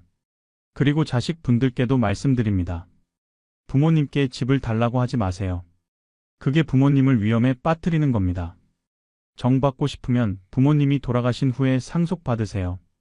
부모님이 살아계실 때는 부모님 것이어야 합니다. 효도는 집을 받아서 하는 게 아니라 마음으로 하는 겁니다. 오늘 이 영상을 보신 분들 꼭 주변에 공유해 주세요. 특히 60대, 70대 부모님들께 보여드리세요. 이런 비극이 더 이상 생기지 않도록 많은 분들이 알아야 합니다. 도움이 필요하시면 가까운 법률구조공단이나 대한법률구조공단에 상담 받으세요. 무료로 상담해 줍니다. 또 노인복지관에서도 법률 상담 서비스가 있으니 이용하세요. 혼자 고민하지 마시고 도움을 청하세요. 여러분 모두 안전하고 행복한 노년 보내시길 바랍니다. 집은 지키시고 자식과는 좋은 관계 유지하시고 법적으로도 보호받으세요. 긴 시간 함께 해주셔서 감사합니다. 다음에 또 유익한 정보로 찾아뵙겠습니다. 건강하세요. 감사합니다. 여러분, 안녕하세요. 오늘은 정말 무거운 주제를 다뤄보려고 합니다. 하지만 반드시 이야기해야 하는 주제이기도 합니다. 바로 노후 빈곤에 대한 이야기입니다. 노후의 가장 무서운 것이 무엇일까요? 병? 외로움? 죽음? 물론 이것들도 무섭습니다. 하지만 제가 오늘 말씀드리고 싶은 건 돈이 없는 것입니다. 노후에 돈이 없다는 것. 이것이 얼마나 무서운 일인지, 구체적으로 어떤 현실을 마주하게 되는지 오늘 자세히 말씀드리겠습니다. 먼저 한 장면을 상상해 보세요. 동네 슈퍼마켓 계산대 앞입니다. 70대 후반으로 보이는 할머니 한 분이 서 계세요. 장바구니에는 라면 한 봉지, 계란 한 판, 김치. 계산원이 말합니다. 모두 7,500원입니다. 할머니가 지갑을 여십니다. 1,000원짜리 몇 장과 동전들. 세어보니 6,000원밖에 안 됩니다. 할머니가 떨리는 손으로 계란을 빼십니다. 계란 빼고 계산해 주세요. 계산원이 다시 계산합니다. 5,200원입니다. 할머니가 돈을 내고 물건을 받아 나가시는데 눈가에 눈물이 맺혀 있습니다. 여러분, 이게 상상이 아닙니다. 지금 이 순간에도 전국 어디선가 벌어지고 있는 일입니다. 대한민국 65세 이상 노인 중 40% 이상이 상대적 빈곤 상태입니다. 10명 중 4명이 가난하다는 겁니다. 경제협력개발기구 OECD 국가 중에서 노인 빈곤율 1위입니다. 선진국이라는 대한민국에서 노인들이 가장 가난합니다. 왜 이런 일이 생길까요? 평생 열심히 일했는데 왜 노년에 가난해질까요? 여러 이유가 있겠지만 준비가 부족했기 때문입니다. 은퇴 후 20년, 30년을 살아야 하는데 준비한 돈이 부족한 겁니다. 국민연금만으로는 생활이 안 됩니다. 저축도 없고 재산도 없고 자식들도 여유가 없고 결국 가난한 노년을 맞이하게 되는 거죠. 그렇다면 돈 없는 노년은 구체적으로 어떤 삶을 살까요? 오늘 6가지 현실을 말씀드리겠습니다. 실제 사례와 함께요. 듣기 힘든 이야기일 수 있습니다. 하지만 외면하지 마세요. 이게 현실입니다. 그리고 우리가 혹은 우리 부모님이 마주할 수 있는 미래입니다. 지금 알고 준비하면 이런 미래를 피할 수 있습니다. 그럼 지금부터 시작하겠습니다. 깊은 숨을 한번 쉬시고 끝까지 함께 해주세요. 첫 번째 현실입니다. 아프지만 치료받지 못하는 고통. 나이가 들면 몸이 아픈 건 당연합니다. 무릎이 아프고 허리가 아프고 어깨가 결리고 눈이 침침하고 젊을 때는 참을만 했는데 나이 들면 참기 힘들어요. 병원에 가야 합니다. 의사 선생님께 진찰받고 약 처방받고 치료받아야 해요. 하지만 돈이 없으면 병원에 못 갑니다. 병원비가 무섭거든요. 진료비, 검사비, 약값 합치면 적게는 몇만 원, 많게는 수십만 원 나옵니다. 한 달 생활비가 50만 원, 60만 원밖에 안 되는데 병원비로 10만 원, 20만 원 쓰면 그 달은 굶어야 합니다. 그래서 참습니다. 무릎이 아파도 참고, 허리가 아파도 참고, 이가 아파도 참습니다. 진통제 먹으면서 버티는 거예요. 동네 약국에서 파는 싼 진통제. 한 통에 2,000원, 3,000원 하는 거요. 그거 먹으면서 통증을 견딥니다. 하지만 진통제로는 병이 낫지 않아요. 일시적으로 통증만 줄어들 뿐 병은 계속 진행됩니다. 그러다가 정말 참을 수 없을 정도로 아파지면 그때 병원에 갑니다. 그때는 이미 병이 많이 진행된 상태예요. 초기에 갔으면 간단하게 치료됐을 병이 이제는 큰 수술이 필요하거나 입원이 필요합니다. 비용도 몇백만 원, 몇천만 원씩 듭니다. 그 돈은 어디서 나올까요? 없습니다. 자식들한테 손을 벌려야 해요. 자식들도 여유가 없는데 부모 병원비 대느라 힘듭니다. 부모는 미안하고 자식은 부담스럽고 그래서 치료를 포기하는 경우도 있어요. 이 정도면 됐어. 더 이상 치료 안 할게. 자식들한테 짐이 되기 싫어서요. 약값도 부담입니다. 의사가 약을 처방해줘도 약국에서 약값 듣고 깜짝 놀랍니다. 한 달치 약값이 5만 원, 10만 원. 그 돈이 없어요. 그래서 약을 안 삽니다. 또는 약을 반만 삽니다. 의사가 한 달치 처방했는데 2주치만 사는 거예요. 그리고 그 약도 아껴 먹습니다. 하루 3번 먹으라고 했는데 하루 1번만 먹어요. 약이 빨리 떨어지면 또 사야 하니까 아껴 먹는 겁니다. 하지만 약을 제대로 안 먹으면 효과가 없어요. 병은 계속 악화되고 결국 더 큰 문제가 생깁니다. 고혈압 약, 당뇨약 이런 거 안 먹으면 합병증이 옵니다. 뇌졸중, 심근경색, 당뇨 합병증으로 실명, 심부전. 이런 무서운 병에 걸리는 거예요. 응급 상황에서도 망설입니다. 가슴이 너무 아픈데 응급실 가야 하는데 망설여요. 응급실 가면 돈이 얼마나 나올까? 10만 원? 20만 원? 50만 원? 그 돈이 없으니까 조금 참아보자. 이러다가 괜찮아지겠지. 하지만 심근경색이나 뇌졸중은 골든타임이 중요합니다. 3시간, 6시간 내에 병원 가야 후유증이 적어요. 그런데 돈 걱정에 참다가 늦게 가면 생명이 위험하거나 평생 장애를 안고 살게 됩니다. 실제 사례를 들어드릴게요. 최 할아버지는 76살이세요. 20년 전에 당뇨 진단을 받으셨어요. 의사가 약을 처방해주고 정기적으로 검진받으라고 했습니다. 하지만 최 할아버지는 약값이 부담됐어요. 한 달에 5만 원씩 나가는 약값이 아까웠습니다. 그래서 약을 반만 사고 그것도 아껴 먹었어요. 검진도 안 받았습니다. 검진 받으면 또 돈 나가니까요. 그렇게 10년을 버티셨어요. 혈당은 계속 높았지만 증상이 심하지 않아서 괜찮다고 생각했습니다. 그런데 65세쯤 되니까 눈이 침침해지기 시작했어요. 안경 도수를 높여도 잘 안 보였습니다. 걱정되긴 했지만 병원은 안 갔어요. 나이 들면 눈 나빠지는 거 당연하지, 이렇게 생각했죠. 70세가 됐을 때 한쪽 눈이 거의 안 보였습니다. 그제야 병원에 갔어요. 의사가 검사하고 말했습니다. 당뇨 합병증으로 망막증이 왔습니다. 실명 직전입니다. 치료를 시작했지만 이미 늦었어요. 한쪽 눈은 완전히 실명했고 다른 쪽 눈도 시력이 많이 떨어졌습니다. 최 할아버지는 후회했어요. 약값 아끼려고 그랬다가 눈을 잃었습니다. 이제 일상생활도 힘들어요. 신문도 못 보고 텔레비전도 잘 안 보이고 길 걷기도 무섭습니다. 자식들이 모시고 다녀야 해요. 자식들은 아버지 병원비, 간병비 대느라 힘듭니다. 최 할아버지는 자식들한테 너무 미안합니다. 진작 약을 제대로 먹고 검진을 받았으면 이렇게 안 됐을 텐데. 약값 몇만 원 아끼려다가 눈을 잃고 자식들한테 더 큰 짐이 됐습니다. 여러분, 건강은 돈으로 살 수 없다고 하지만 실제로는 돈이 있어야 건강을 지킬 수 있습니다. 정기 검진 받으려면 돈, 약 사 먹으려면 돈, 치료 받으려면 돈. 돈이 없으면 아파도 참아야 하고 참다가 병을 키우고 결국 더 큰 고통을 겪습니다. 이것이 돈 없는 노년의 첫 번째 현실입니다. 이제 두 번째 현실로 넘어가겠습니다. 두 번째, 하루 세끼, 먹는 것조차 사치가 됩니다. 먹는 건 기본 중의 기본이죠. 사람은 먹어야 삽니다. 하루 세끼를 먹어야 건강하게 살 수 있어요. 특히 나이가 들수록 영양 관리가 중요합니다. 단백질, 비타민, 미네랄 골고루 섭취해야 근육량 유지되고 면역력이 유지돼요. 하지만 돈이 없으면 제대로 먹을 수 없습니다. 한 달 생활비가 50만 원이라고 해볼까요? 거기서 월세나 관리비 빠지고 전기세, 가스비, 수도세 빠지고 통신비 빠지면 남는 게 얼마나 될까요? 20만 원? 30만 원? 그 돈으로 한 달을 먹고 살아야 합니다. 하루에 10,000원도 안 되는 돈으로요. 하루 10,000원으로 세 끼를 먹을 수 있을까요? 불가능합니다. 그래서 한 끼만 먹습니다. 아침은 거르고 점심도 거르고 저녁 한 끼만 먹어요.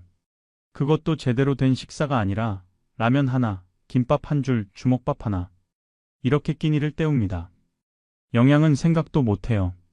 고기, 생선, 과일, 야채? 그런 건 사치입니다. 쌀이랑 라면, 김치만 있으면 다행이에요. 마트에 가면 유통기한 임박 상품 할인 코너를 찾습니다. 유통기한 하루, 이틀 남은 식품들 반값에 팔아요. 그걸 사서 먹습니다. 때로는 유통기한 지난 것도 먹어요. 하루 이틀 지난 거야 괜찮겠지. 이렇게 생각하고 먹는데 배탈 나기도 합니다. 무료 급식소를 찾아다닙니다. 복지관, 교회, 절, 무료 급식소에서 밥을 줍니다. 점심 한 끼 무료로 먹을 수 있어요. 70대, 80대 할머니, 할아버지들이 줄을 섭니다. 비 오나 눈 오나 더우나 추우나 무료 급식소 가서 줄 섭니다. 1시간, 2시간 서서 기다렸다가 밥 한 그릇 받아 먹고 옵니다.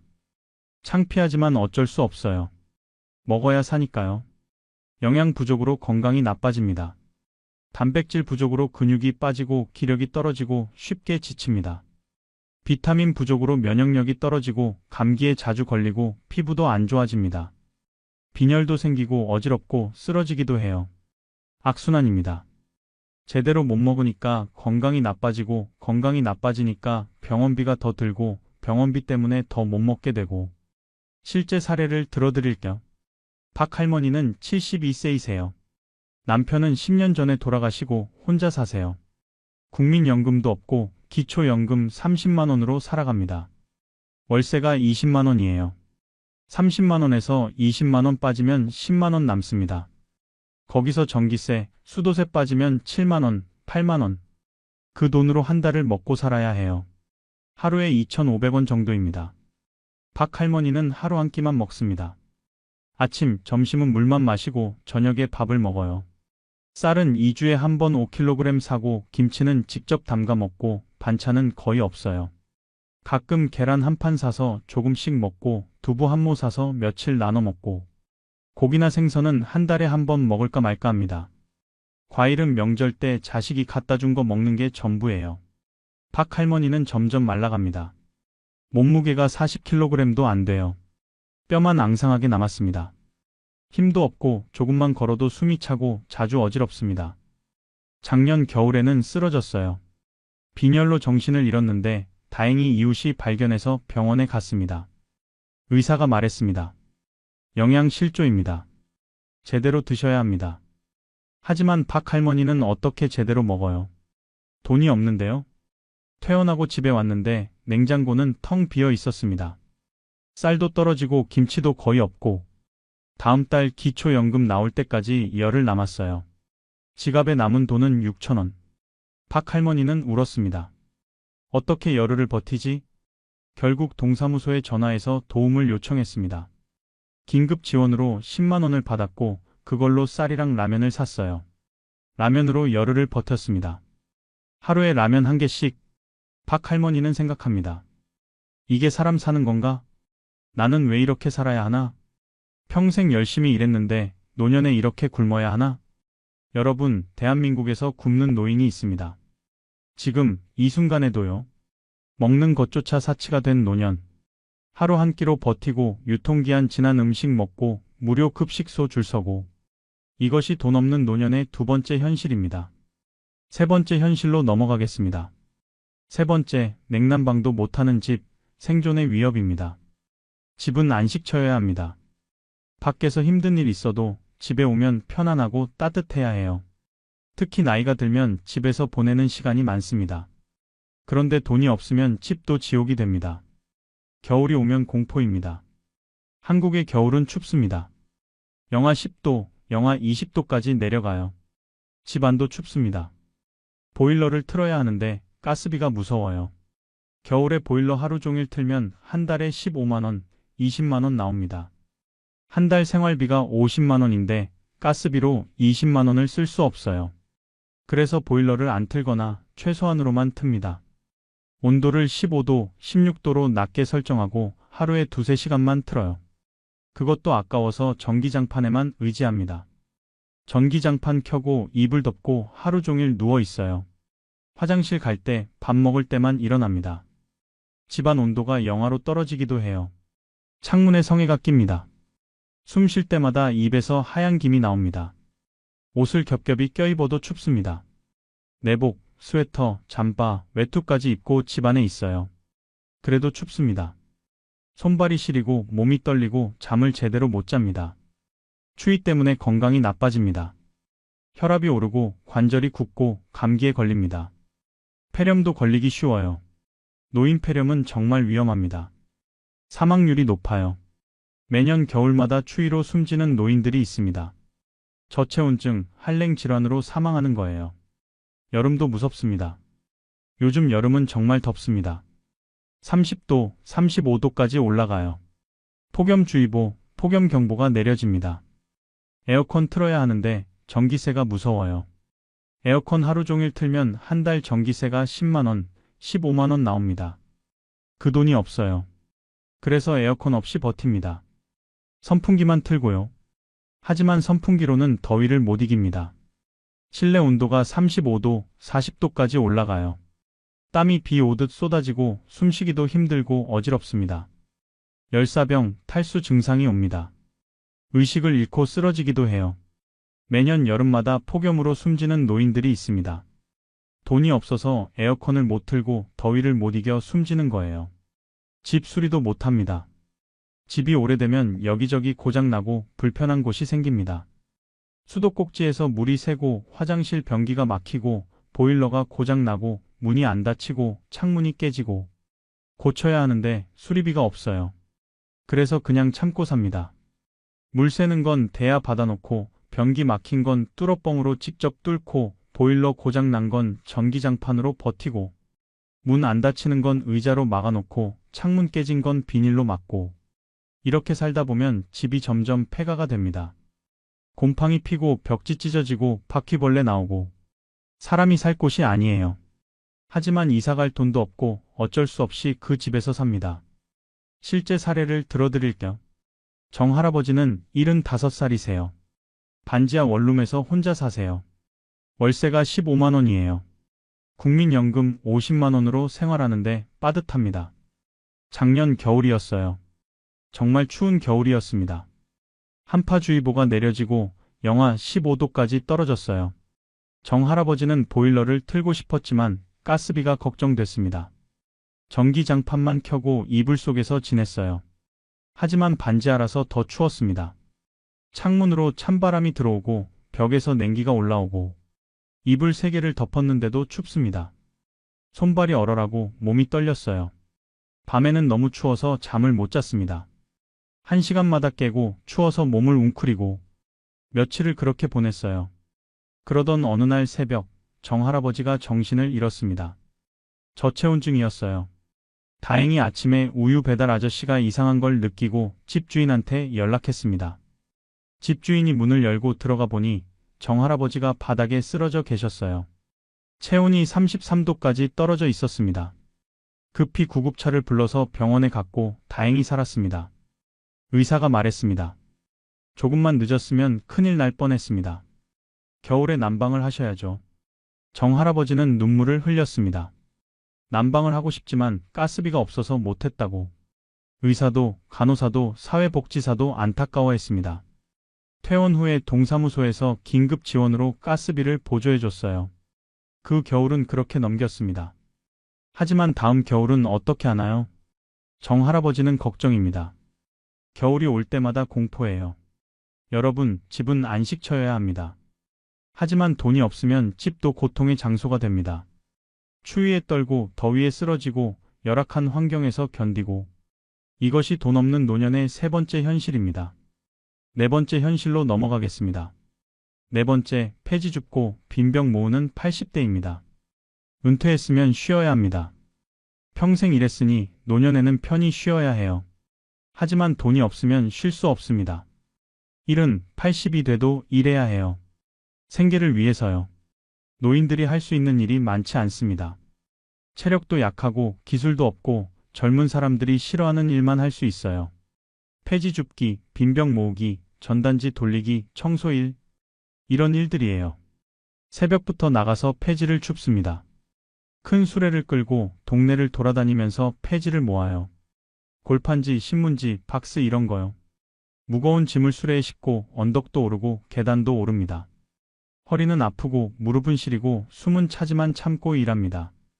하루 종일 걸어 다니면서 폐지를 모으면 20kg, 30kg 됩니다. 그걸 고물상에 갖다 팔면 얼마 받을까요? 킬로그램당 100원, 150원. 20kg이면 3,000원. 30kg이면 4,500원. 하루 종일 일해서 5,000원도 안 됩니다. 한 달에 25일 일하면 12만원, 15만원. 이게 한 달 수입이에요. 빈병도 모읍니다. 소주병, 맥주병, 페트병. 재활용 쓰레기통을 뒤지면서 병을 모아요. 손에 상처도 나고 냄새도 나고 더럽지만 참습니다. 돈을 벌어야 하니까요. 전단지도 돌립니다. 식당 전단지, 부동산 전단지 이런 거요. 한 장에 10원, 20원. 1000장 돌리면 2만원. 하루 종일 아파트 돌아다니면서 우편함에 전단지 넣습니다. 계단 오르내리느라 다리가 아프고 허리가 아픈데 참고 일해요. 청소 1도 합니다. 공중화장실 청소, 아파트 계단 청소. 한 달에 60만원, 70만원 받습니다. 젊은 사람들은 안 하는 일이에요. 힘들고 더럽고 천하게 여기니까요. 하지만 노인들은 그 일이라도 해야 합니다. 먹고 살려면요. 일은 80에도 쉬지 못합니다. 몸은 아픈데 쉬면 돈이 안 들어와요. 무릎이 아파도 허리가 아파도 감기 걸려도 일해야 합니다. 쉬는 날은 돈을 못 버니까요. 존엄성을 잃어갑니다. 젊은 사람들이 폐지 줍는 노인을 보면서 수군댑니다. 저 나이에 폐지를 주우시네. 불쌍하다.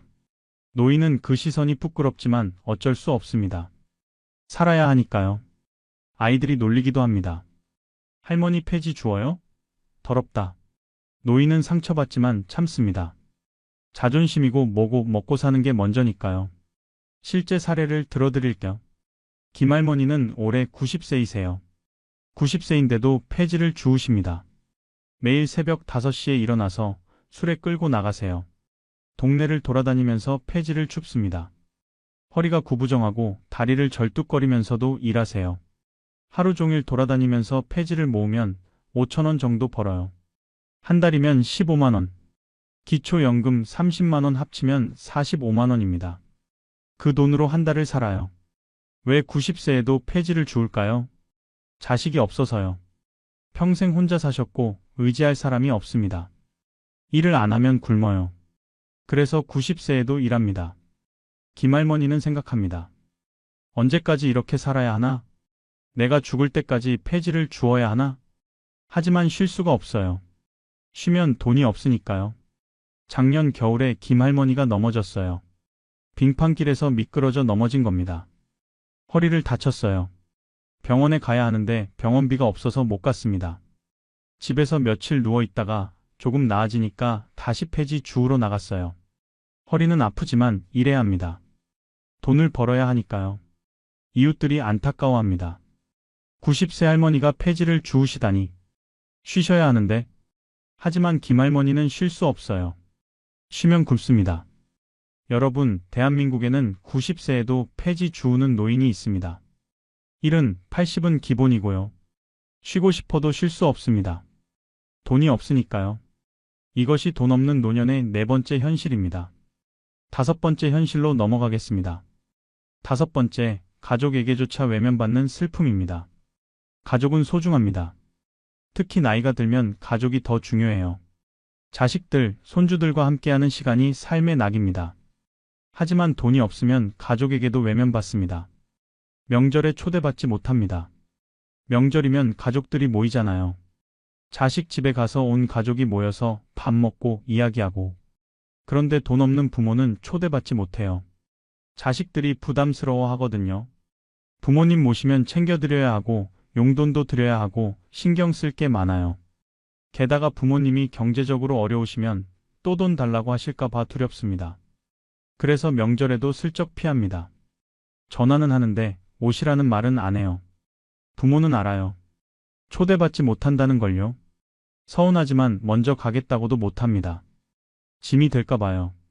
그래서 명절에도 혼자 집에 있습니다. 텔레비전 보면서 혼자 밥 먹어요. 눈물이 납니다. 손주 용돈도 못 줍니다. 손주가 놀러 오면 용돈을 줘야 하는데 돈이 없어요. 옛날에는 10,000원이라도 줬는데 이제는 그것도 부담입니다.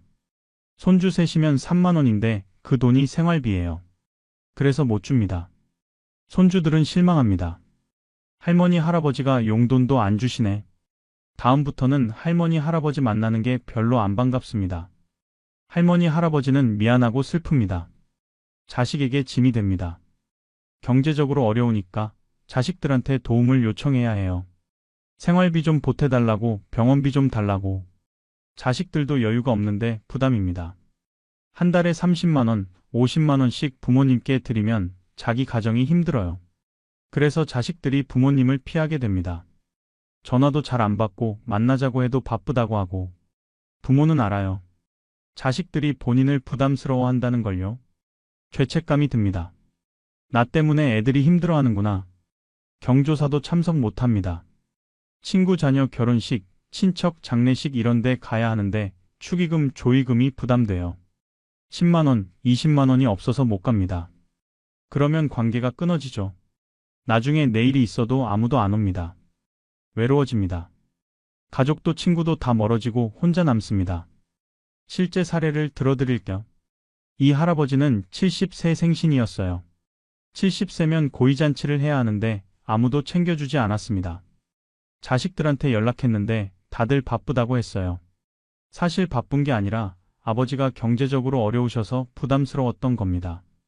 잔치하면 돈 들어가고 아버지가 또 돈 달라고 하실까 봐요. 이 할아버지는 70세 생신을 혼자 보냈습니다. 슈퍼에서 컵라면 하나 사서 집에서 혼자 먹었어요. 텔레비전 보면서 라면 먹는데 눈물이 났습니다. 평생 자식 키우느라 고생했는데 70세 생신에 혼자 라면 먹는 신세. 왜 이렇게 됐을까? 돈이 없어서입니다.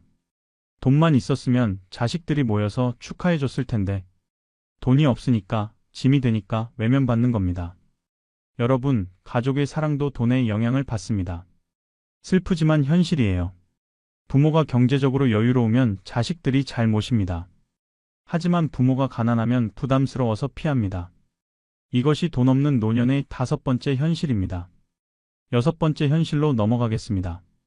6번째, 내일이 더 두려운 노년, 끝이 보이지 않는 불안입니다. 오늘 하루 버티는 것도 힘든데 더 무서운 건 미래입니다. 내일, 모레, 내년, 앞으로 20년. 어떻게 살아야 할까요? 통장 잔액을 확인합니다.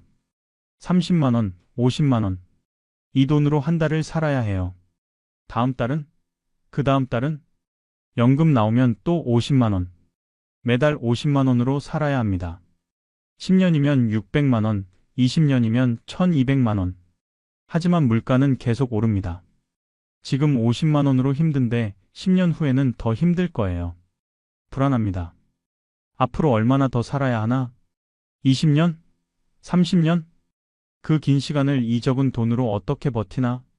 저축도 없고 재산도 없고 자식들한테 기댈 수도 없고 밤에 잠이 안 옵니다. 걱정 때문에요. 내일 먹을 게 있나? 다음 달 월세는 낼 수 있나? 병원비는 어떻게 마련하나? 이런 걱정이 머릿속을 가득 채웁니다. 우울해집니다. 미래가 보이지 않으니까요. 희망이 없습니다. 이렇게 힘들게 살다가 결국 죽는 건데 왜 사나? 이런 생각이 듭니다. 자살을 생각하기도 합니다. 대한민국 노인 자살률이 경제협력개발기구 국가 중 1위입니다. 왜 노인들이 자살할까요? 경제적 어려움이 큰 이유 중 하나예요. 가난, 질병, 외로움이 합쳐져서 삶을 포기하게 만듭니다. 장례비도 걱정입니다. 내가 죽으면 장례는 누가 치를까? 자식들한테 또 짐이 되는 건가? 장례비도 없는데 어떻게 하나? 무연고 사망자로 화장될까? 이런 걱정이 머릿속을 떠나지 않습니다. 고독사의 그림자가 따라다닙니다. 혼자 사는 노인이 집에서 죽어도 며칠, 몇 주 동안 발견되지 않는 경우가 있어요. 이웃도 모르고 자식도 모르고 시신이 부패해서야 발견됩니다. 나도 그렇게 될까? 혼자 죽어서 며칠 후에 발견될까? 무섭습니다. 실제 사례를 들어드릴게요. 조할머니는 78살이세요. 혼자 사시는데 매일 밤 유서를 씁니다. 오늘 죽을지도 모르니까 유서를 써놓는 거예요. 내일 죽을 수도 있으니까 또 씁니다. 유서에 뭐라고 쓸까요? 미안하다는 말. 자식들한테 짐이 돼서 미안하다고. 제대로 된 부모 노릇 못해서 미안하다고. 장례는 간소하게 치러달라고. 돈 없으니까 화장해서 바다에 뿌려달라고. 이런 내용이에요. 조할머니는 매일 밤 유서를 쓰고 아침에 일어나면 또 찢어버립니다. 오늘도 살아있네. 그리고 저녁이 되면 또 유서를 씁니다. 이게 조할머니의 일상이에요. 얼마나 불안하면 매일 밤 유서를 쓸까요? 얼마나 미래가 두려우면 매일 죽음을 생각할까요? 여러분, 돈 없는 노년은 오늘도 힘들지만 내일은 더 무섭습니다. 끝이 보이지 않는 가난, 불안, 절망. 이것이 돈 없는 노년의 6번째 현실입니다. 여기까지 6가지 현실을 살펴봤습니다. 정말 무겁고 슬프고 두려운 이야기였죠. 하지만 이게 현실입니다. 지금 이 순간에도 수많은 노인들이 이렇게 살고 있어요. 그렇다면 우리는 어떻게 해야 할까요? 이제 7번째, 지금부터라도 준비하는 방법에 대해 말씀드리겠습니다. 7번째, 지금부터라도 준비하는 방법입니다. 지금까지 무서운 이야기만 했는데 절망하지 마세요. 지금부터라도 준비하면 됩니다. 늦었다고 생각할 때가 가장 빠를 때예요. 연령대별로 준비 방법을 말씀드릴게요. 50대 여러분, 아직 시간이 있습니다. 은퇴까지 10년, 15년 남았어요. 지금부터 준비하면 충분합니다. 첫째, 국민연금 가입 이력을 확인하세요. 국민연금공단 홈페이지나 앱에서 확인할 수 있어요. 내가 받을 연금이 얼마인지, 더 납부하면 얼마나 늘어나는지 확인하세요. 가능하면 더 납부해서 연금을 늘리세요. 둘째, 개인연금이나 퇴직연금을 준비하세요. 국민연금만으로는 부족합니다. 개인연금이나 퇴직연금으로 보충해야 해요. 한 달에 10만 원, 20만 원이라도 꾸준히 저축하세요. 10년이면 2천만 원, 3천만 원이 됩니다. 셋째, 건강관리를 시작하세요. 50대부터 건강관리하면 노년의 의료비를 줄일 수 있어요. 정기검진 받고 운동하고 식습관 관리하세요. 건강이 최고의 재산입니다. 넷째, 주거 계획을 세우세요. 은퇴 후에 어디서 살 건지 생각해 보세요. 집이 있으면 관리비, 재산세 낼 수 있는지 확인하고요. 집이 없으면 전세나 월세 계획을 세우세요. 다섯째, 빚을 정리하세요. 은퇴 전에 빚을 다 갚아야 합니다. 대출 이자 내느라 연금 다 나가면 안 돼요. 지금부터 빚을 줄여나가세요. 60대 여러분, 은퇴를 앞두고 있거나 이미 은퇴하셨을 수 있어요. 아직 늦지 않았습니다. 첫째, 지출을 줄이세요. 은퇴 후에는 수입이 줄어듭니다. 지출도 줄여야 해요. 사치를 부리지 말고 검소하게 사세요. 하지만 건강과 관계에는 투자하세요. 둘째, 작은 수입이라도 만드세요. 완전히 일을 그만두지 말고 가능하면 파트타임으로라도 일하세요. 한 달에 50만 원, 100만 원이라도 벌면 큰 도움이 됩니다. 셋째, 복지 혜택을 알아보세요. 기초연금, 노인 일자리, 무료 급식, 의료비 지원 이런 복지 혜택이 많아요. 동사무소나 복지관에 가서 상담 받으세요. 넷째, 자식들과 솔직하게 대화하세요. 경제적으로 어려우면 자식들한테 말하세요. 숨기지 말고 도움을 요청하세요. 자식들도 미리 알아야 준비할 수 있어요. 다섯째, 건강을 최우선으로 하세요. 병원비가 제일 무섭습니다. 건강 관리 잘해서 병원비 안 나가게 하세요. 70대 이상 여러분, 이미 노년을 살고 계시죠? 힘드시겠지만 포기하지 마세요. 첫째, 자존심을 내려놓으세요. 도움이 필요하면 받으세요. 복지 서비스, 자식 도움, 이웃 도움 받는 게 부끄러운 일이 아닙니다. 살아야 합니다. 둘째, 복지관을 이용하세요. 무료 급식, 건강검진, 여가 프로그램 이런 게 많아요. 혼자 집에만 있지 말고 복지관 나가세요. 사람도 만나고 식사도 하고 활동도 하세요. 셋째, 긴급 지원을 신청하세요. 정말 힘들면 동사무소에 가서 긴급 지원을 신청하세요. 생계비, 의료비, 주거비 지원받을 수 있어요. 넷째, 건강 문제를 숨기지 마세요. 아프면 바로 말하고 병원 가세요. 자식들한테도 말하고 복지사한테도 말하세요. 혼자 참다가 큰일 납니다. 다섯째, 이웃과 소통하세요. 혼자 살면 위험합니다. 이웃한테 연락처 알려주고 안부 확인하게 하세요. 며칠 안 보이면 확인해달라고 부탁하세요. 모든 연령대에게 공통으로 말씀드립니다. 첫째, 관계를 유지하세요. 돈이 없어도 사람은 있어야 합니다. 가족, 친구, 이웃과 좋은 관계 유지하세요. 외롭지 않게요. 둘째, 희망을 잃지 마세요. 힘들어도 포기하지 마세요. 작은 것에서 행복을 찾으세요. 오늘 하루 잘 살면 됩니다. 셋째, 도움을 요청하는 용기를 가지세요. 혼자 견디지 마세요. 도움이 필요하면 요청하세요. 세상에는 도와주고 싶어 하는 사람들이 많아요. 넷째, 건강만은 꼭 지키세요. 돈이 없어도 건강하면 버틸 수 있어요. 건강 잃으면 모든 게 끝입니다. 다섯째, 작은 준비라도 시작하세요. 한 달에 10,000원이라도 저축하고 하루 30분이라도 운동하고 일주일에 한 번이라도 친구 만나고 작은 것부터 시작하세요. 여러분, 노후 빈곤은 무섭습니다. 하지만 준비하면 피할 수 있어요. 지금부터라도 시작하세요. 늦었다고 생각하지 마세요. 오늘이 가장 빠른 날입니다. 자, 이제 마무리하겠습니다. 오늘 우리는 노후의 가장 무서운 것, 돈이 없는 현실에 대해 이야기했습니다. 6가지 현실을 살펴봤어요. 첫째, 아프지만 치료받지 못하는 고통. 둘째, 하루 세끼, 먹는 것조차 사치가 되는 현실. 셋째, 냉난방도 못하는 집, 생존의 위협. 넷째, 폐지 줍고 빈병 모으는 80대의 삶. 다섯째, 가족에게조차 외면받는 슬픔. 여섯째, 내일이 더 두려운 노년, 끝이 보이지 않는 불안. 이것이 돈 없는 노년의 현실입니다. 누구도 이런 노년을 맞이하고 싶지 않으실 거예요. 그렇다면 지금부터 준비하세요. 50대는 연금과 저축을 준비하고 60대는 지출을 줄이고 복지를 알아보고 70대 이상은 자존심 내려놓고 도움을 받으세요. 돈만이 전부는 아닙니다. 하지만 노년에 돈이 없으면 정말 힘듭니다. 건강도, 존엄성도, 관계도, 희망도 잃게 됩니다. 그래서 준비가 필요합니다. 작은 준비라도 지금부터 시작하세요. 한 걸음씩, 하나씩 준비하면 여러분의 노년은 훨씬 나아질 겁니다. 존엄하고 건강하고 행복한 노년. 그런 노년을 맞이하시길 진심으로 바랍니다. 오늘 무거운 이야기 끝까지 들어주셔서 감사합니다. 힘든 내용이었지만 현실을 직시하는 게 중요합니다. 알아야 준비할 수 있으니까요. 여러분 모두 건강하시고 행복한 노년 준비하시길 바랍니다.